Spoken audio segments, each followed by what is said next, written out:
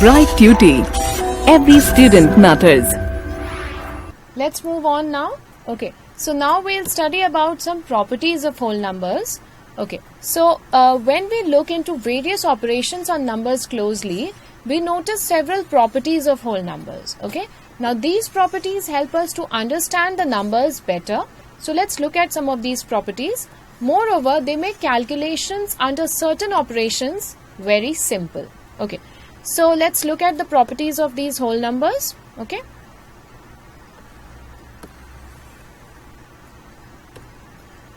Right. Now this is a do this exercise.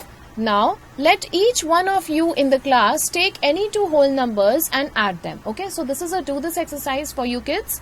So what you can do, you can take any two whole numbers and add them, and you have to find out if the result is always a whole number. Okay.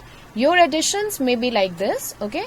Now you can have these types of additions. 7 plus 8, like 7 plus 8 is 15, which is definitely a whole number. Then 5 plus 5 is 10, which is also a whole number. 0 plus 15 is 15, which is also a whole number. We can take more such examples. For example, 11 plus 12. Okay.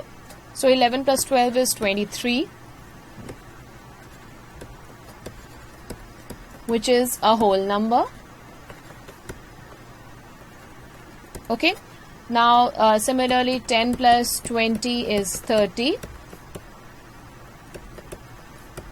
which is a whole number. Now 100 plus 500 is equals to 600, which is a whole number. So we can take many such examples. You can discuss among your friends, and you can take many such examples. Okay. Now try with 5 other pairs of numbers. So this is a homework for you. You can try with 5 other pairs. Is the sum always a whole number? So basically, whenever you will add two whole numbers, you will always get a whole number. Now, did you find a pair of whole number whose sum is not a whole number? So this never happens. There will not be two pairs of whole numbers which will not be a whole number. It will always be a whole number. Hence, we say that sum of any two whole numbers is a whole number. That is, the collection of whole numbers is closed under addition. This property is known as the closure property for addition of whole numbers. Okay. Now, are the whole numbers closed under multiplication too? How will you check it? Okay. So, your multiplication may be like this. Now, 7 into 8, we know 7 into 8 is 56, which is a whole number. Now, 5 into 5 into 5 is 25, which is also a whole number. Then 0 into 15. 0 into 15 is 0, which is a whole number. You can make more such calculations like 10 into 20. That is equals to how much? 200, which is a whole number. Okay. Which is a whole number. Now 500 into 5, this is equals to 2500, which is a whole number. Okay. Now 25 into 25, this is equals to 625, which is a whole number. Right. 0 into 1000 is equals to 0, or 1000 into 0 is equals to 0, which is a whole number. So you can see that multiplication of two whole numbers will always give a whole number. Addition of two whole numbers will also always give a whole number. The multiplication of two whole numbers is also found to be a whole number again. We say that the system of whole numbers is closed under multiplication. Now, closure property. Whole numbers are closed under addition and also under multiplication. So, this is the closure property of whole numbers, and this is very important. So, you have to keep this in mind. Okay, so think, discuss and write. Okay, so what do we have to do over here? We have got the whole numbers are not closed under subtraction. Now, whole numbers were closed under addition and multiplication. Now, what about subtraction? Why are the whole numbers not closed under subtraction? Your subtractions may be like this. Like 6 minus 2, this is equals to 4, which is a whole number. But 7 minus 8. Now, 7 minus 8 is equals to minus 1, which is not a whole number, because whole number starts from 0 plus the set of natural numbers. Okay, this is whole numbers. And we know that any negative number does not belong to a whole number. So 5 minus 4 is again 1, which is a whole number, but 3 minus 9, this is equals to minus 6, which is not a whole number. You can take a few more such examples and confirm this. For example, 5 minus 8, this is equals to minus 3, not a whole number. Okay, or 0 minus 12, which is equals to minus 12, again, which is not a whole number. So you can take more such examples and confirm it for yourself. So are the whole numbers closed under division? So whole numbers are not closed under subtraction. Now let's check division. Now 8 minus 4, this is equals to 2. Now this is a whole number. But 5 minus 7, 5 divided by 7. I'm sorry, this was 8 divided by 4. So 8 divided by 4 is equals to 2, which was a whole number. But 5 divided by 7, how do you calculate this? This is equals to, 5 by 7, which is form of a fraction. This is a fraction, and if we find out through the long division method, this is going to be in decimals, which is not a whole number again. 12 divided by 3 is 4, which is a whole number, but 6 divided by 5 is not a whole number. So justified by taking a few more examples on your own. So you can take some more such examples like this. For example, 12 divided by 20, okay, or you can also take 12 divided by 5. Now this is also not a whole number, okay, because this will not give you a whole number, right? So whole number is, we can say that whole numbers are closed under addition and multiplication, but they are not closed under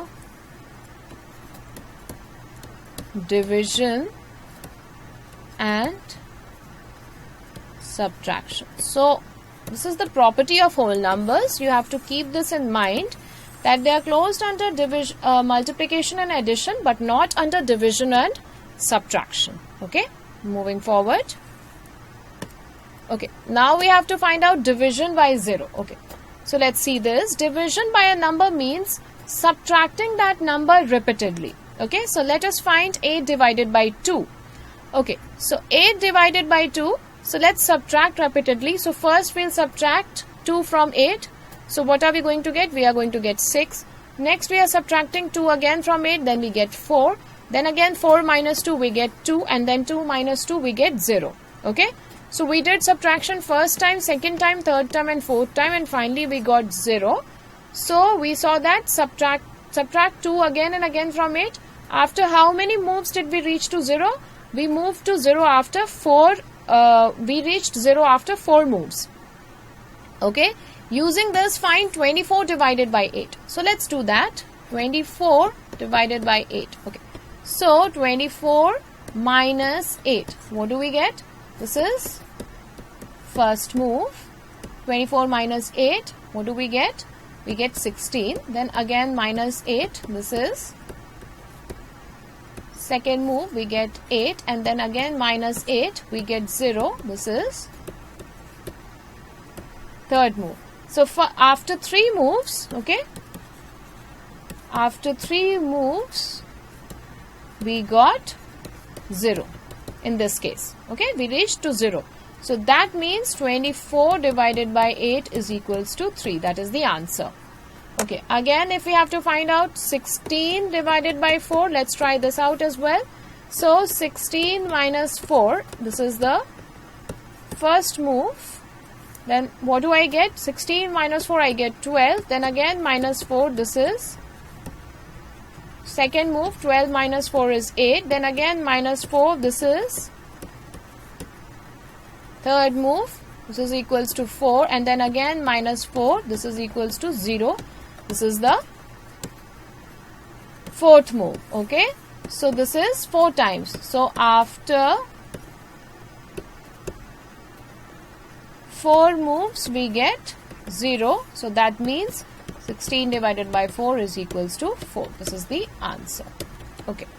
So now let us try with 2 divided by 0. Now 2 minus 0, first move we'll get 2 only. Then second time again if we subtract 0 from 2, we will again get 2. Then again if we subtract 0 from 2, we'll again get 2. So we will keep getting 2 till infinity. No matter how many times we subtract 0 from 2, we will always get 2. So 2 divided by 0 will be how much?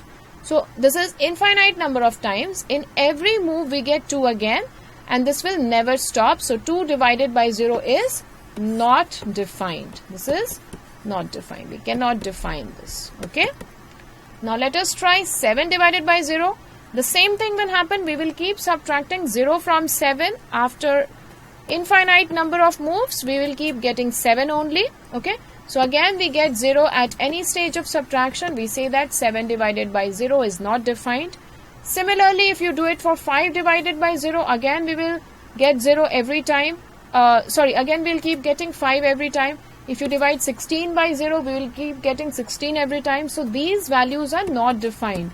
5 divided by 0 is not defined. Similarly, 16 divided by 0 is not defined. Okay, these are not defined. So division of a whole number by 0 is not defined. So this is another important property that you have to keep in mind, that division of a whole number by 0 is not defined. So what are the properties that we have studied, the properties of whole numbers that we have studied so far? So one was that whole numbers are closed under addition and multiplication, but they are not closed under subtraction and division. Okay. And if we divide a whole number by 0, then the answer that we get is not defined. We do not get a defined answer. Alright. Okay. Now let's keep moving ahead. Okay. Right. So next property is commutativity. So let's move with that. So commutativity of addition and multiplication. Okay. So what do the following number line diagrams say? Okay. So first we have to understand the meaning of commutativity. Okay. So in both cases, see, in both cases we reach 5. We reach 5 from 3 and we reached 5 from 2. So 3 plus 2 is same as 2 plus 3. Okay. Similarly, 5 plus 3 is same as 3 plus 5. Okay. Because if we are moving from 5, we make 3 jumps from 5, 3 unit jumps, we reach at 8. Similarly, if we make 5 unit jumps from 3, we again reach at 8. So this means that 3 plus 5 is equals to 5 plus 3. So this is commutativity of addition. Try it for 4 plus 6 and 6 plus 4 as well. So let's try it out over here. Let's try this. I will make the number line over here. Okay. So this is 0, 1, 2, 3, 4, 5, 6, 7, 8, 9, 10, 11 and so on. Okay, now let's make another number line over here. We'll mark the numbers on this also. 0, 1, 2, 3, 4, 5, 6, 7, 8, 9, 10 and 11 and so on. Okay. Now let's keep moving. Okay. So, now we'll make the jumps. Okay. So we have to do 4 plus 6. Okay. So 4 plus 6 means we'll start from 4 and we'll make 6 jumps. So this is first jump, second, third, fourth, fifth and sixth. Okay. Similarly, we have to make 6 jumps from 4. So, 4 jumps from 6. So first jump, second jump, third jump and fourth jump. So in both cases we reach 10. So this means this was 4 plus 6 and this was 6 plus 4. So 4 plus 6 is equals to 6 plus 4. This is commutativity. So, is this true when any two whole numbers are added? So, you can check it n number of times. When you add any two whole numbers, if you reverse the order of addition, you will get the same answer. So, you will not get any pair of whole numbers for which the sum is different when the order of addition is changed. So, you can add two whole numbers in any order and you will get the same answer. We say that addition is commutative for whole numbers and this property is known as commutativity for addition. Okay, so this is known as commutativity for addition. Alright, moving ahead. Okay, right. Now you have to discuss a few things with your friends. See, so you have a small party at home. You want to arrange 6 rows of chairs with 8 chairs in each row. So how many rows you want to make? You want to make 6 rows. So 1, 2, 3, 4, 5 and 6 rows you are making with 8 chairs in each row. Now the number of chairs you will need is how many? Because you are making 6 rows and you want 8 chairs in each row. So 8 chairs in each row, so that is equals to 48 chairs in total is what you need. Now you find that the room is not wide enough to accommodate rows of 8 chairs. So you see that these 2 chairs are going out of the room. You cannot accommodate 8 chairs in one row because the room is not that wide. But then it is longer as you had thought. It is longer than what you thought it was. So now if you are arranging 6 chairs in one row and you are making 8 such rows, first row, second row, this is third row, fourth row, fifth row, sixth row, seventh row, this is eighth row. So you made 8 such rows with 6 chairs in each row. So you decide to have 8 rows of chairs with 6 chairs in each row, and how many chairs do you require now? Now in this case, how many do you require? Will you require more number of chairs? No, you will not require more number of chairs. You will again require 8 into 6, that is equals to 48 chairs. Right. So is there a commutativity of property of multiplication? So definitely it is. Multiply numbers 4 and 5 in different orders. So if you multiply 4 into 5 or 5 into 4, you will always get 20. It is true for the numbers 3 and 6, 5 and 7 also. If you multiply 3 into 6, how much? Sorry. If you multiply 3 into 6, how much you will get? 3 into 6 is 18, or 6 into 3, that is also 18. So it is commutativity for multiplication as well. Similarly for 5 into 7 is 35, but if you multiply 7 into 5, that also will give you 35. So this is commutativity for multiplication. So you can multiply two whole numbers in any order. We say multiplication is commutative for whole numbers. Thus addition and multiplication are commutative for whole numbers. Okay. So what are the properties that we have learned so far? Addition and multiplication are closed for whole numbers. Okay, then addition and multiplication are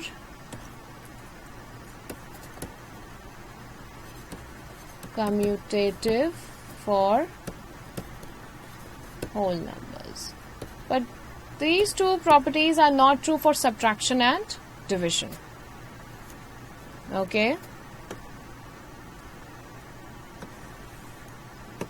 Okay, now you have to verify for subtraction and division. The subtraction is not commutative for whole numbers. Use at least 3 different pairs of numbers to verify it. Okay, so let's start. Now, 6 minus 3. 6 minus 3 is 3. But if you subtract 3 minus 6, in that case you will get minus 3. Similarly, 8 minus 5 is 3, but 5 minus 8 is minus 3. Similarly, 10 minus 5 is 5, but 5 minus 10 is minus 5. So commutativity is not true for subtraction of whole numbers. Okay. Similarly, 6 divided by 3. Okay. So if we calculate with the general rule, 6 minus 3 is, this is the first move. 6 minus 3 is 3. Then again minus 3. This is 0. This is the second move. So in this case, 6 divided by 3 is equals to how many moves? 2. But if you divide 3 by 6, so what you will get? 3 by 6. This is not a whole number. This is not a whole number. Okay. So you can take a few more examples to justify this. For example, 8 divided by 4. Okay. So how much you will get? 8 minus 4. This is first move. 8 minus 4 is 4, and if you again subtract 4, then you get 0. This is second move. So 8 minus 4 is 2, but 4 divided by 8 is equals to 4 by 8. Okay, and this is not a whole number. So you can take many such examples like this, and you can verify that commutativity is not true for subtraction and division of whole numbers. So I will write it over here. Commutativity is not true for subtraction and division of whole numbers. All right. Moving ahead.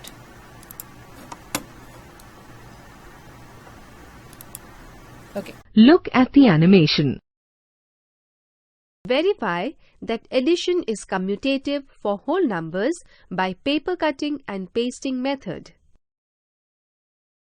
On the squared paper, color strips of different lengths, 2 strips of length 1 unit of blue color, 4 strips of length 2 units of red color, 2 strips of length 3 units of green color, 4 strips of length 4 units of orange color. Cut each strip carefully. Now, take both the blue strips representing 1 and 2 strips representing 4 orange and paste them on a plain sheet. Now repeat the process by using strips of lengths 2 and 3 units. Do the same activity with strips representing 2 and 4 units. Observations. A. In the figure, the total length of both the strips taken together is 5. That is, 1 plus 4 is equal to 4 plus 1 is equal to 5.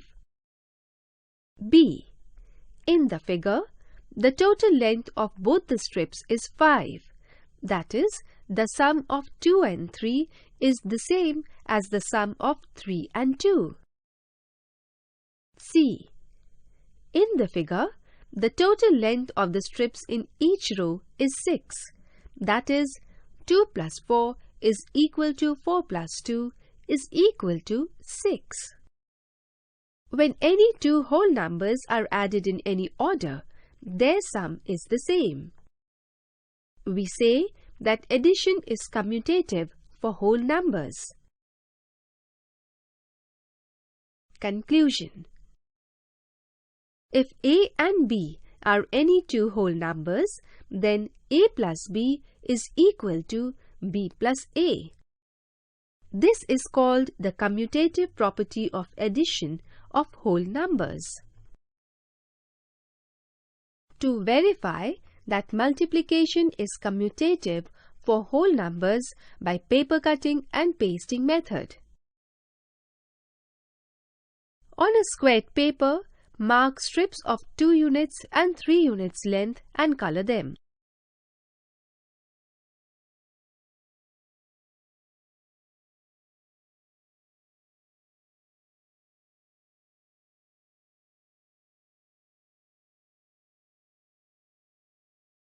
Now cut the strips carefully and paste them on a plain white sheet of paper. Now color strips of lengths 3 and 5 units on a squared paper.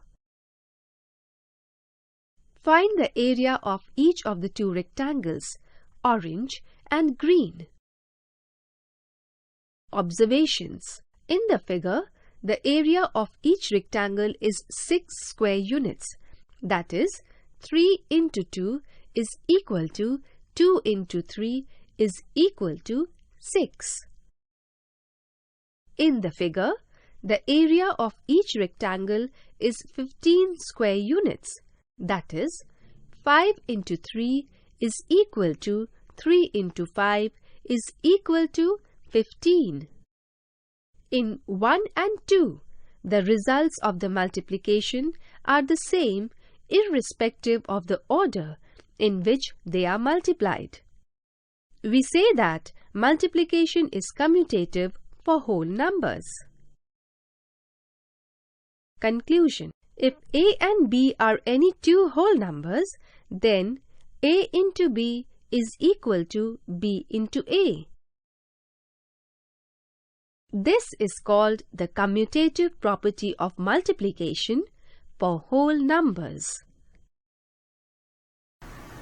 Now the last property for whole numbers that we are going to read about is associativity of addition and multiplication. Okay. So, now what does that mean? Associativity of multiplication and addition. Observe the following diagrams. So this is 2 plus 3 plus 4. Okay. Now 2 plus 3. What is 2 plus 3? 2 plus 3 is 5. And then 5 plus 4 is 9.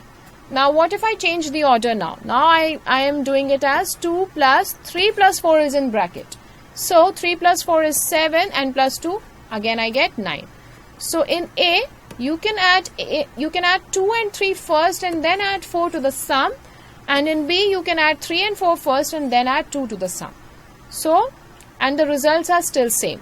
Check another case. We have 5 plus 7. So 5 plus 7 is 12 and plus 3 is 15.